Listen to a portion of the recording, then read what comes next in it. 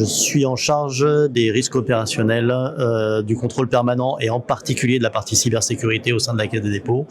Et bien évidemment, nous avons identifié un risque émergent lié à la souveraineté numérique et ça fait partie des sujets que nous traitons au niveau risque d'un côté et au niveau opérationnel, donc en lien avec les équipes de la direction des systèmes d'information pour équiper au mieux nos systèmes avec des technologies souveraines. La première étape, ça a été en fait de factualiser ce niveau de dépendance qu'on pouvait avoir au niveau de la souveraineté numérique.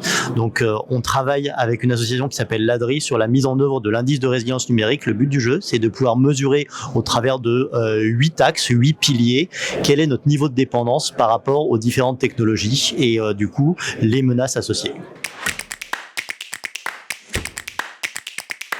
Le projet est toujours en cours et on a mesuré jusqu'à maintenant. Alors, on a la chance d'être assujetti à la réglementation DORA, ce qui fait qu'on a eu la capacité de définir assez rapidement et de manière très efficace quels étaient nos actifs informatiques qui sous-tendaient des fonctions critiques. Et donc, nous avons effectué cette mesure sur la centaine d'applications critiques de la Caisse des dépôts.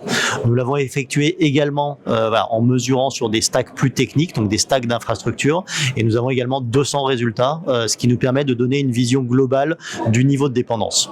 On a globalement un bon niveau de résilience, opérationnelle, un bon niveau de résilience numérique au sein de la Caisse des dépôts, notamment lié au fait qu'on a fait beaucoup de choix volontaristes sur des sociétés de la French Tech, sur des éditeurs ou des sociétés de développement françaises, mais également en capitalisant fortement sur la partie open source.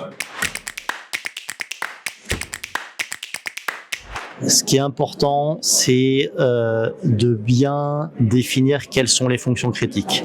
On ne peut pas mesurer la totalité du niveau de dépendance d'un système d'information. Et d'ailleurs, ça n'aurait pas vraiment d'intérêt. Le but du jeu, c'est vraiment de se focaliser sur les actifs les plus critiques et ensuite d'effectuer ce travail systématique qui est à la fois au niveau des applications, mais aussi au niveau des couches d'infra.